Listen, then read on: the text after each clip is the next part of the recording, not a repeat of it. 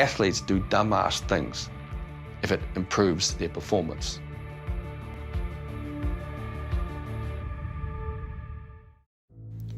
Okay, so you've probably heard of the javelin, where you throw it over your head and you try to throw a spear essentially as far as possible.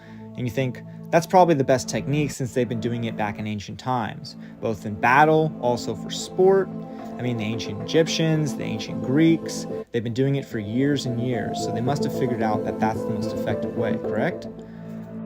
I've done some previous videos in the long jump where we saw the somersault technique, which proved to be effective, yet banned because of injury risk.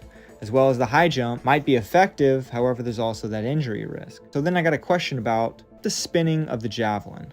And as it turns out, back in the 1950s, there was two Spaniards by the name of Felix Aresquin and Miguel de la Cuadras Salcido. And what they found is that if you spin around in circles, kind of like a discus thrower or a hammer thrower, and then you release that javelin at the optimal point, you can actually get significant increase in your performance and distance from the javelin throw. It's actually modeled after the Basque bar, which was a heavy metal rod that they used to spin around circles and launch.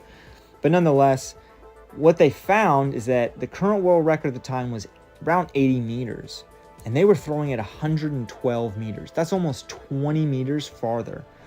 And if you think about the eternal world record for javelin at 104 meters back in 1984, eclipsed that by over 8 meters.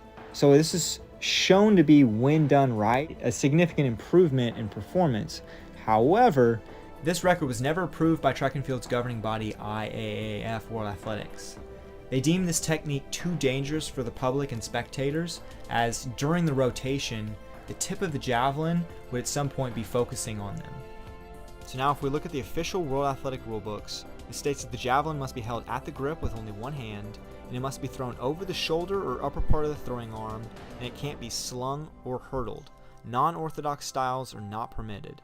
It also states that until the javelin has been thrown, the athlete cannot turn completely around so that their back is towards the throwing arm. So now I want to hear from you. Should that world record of 112 meters still stand? Let me know your thoughts in the comment section below.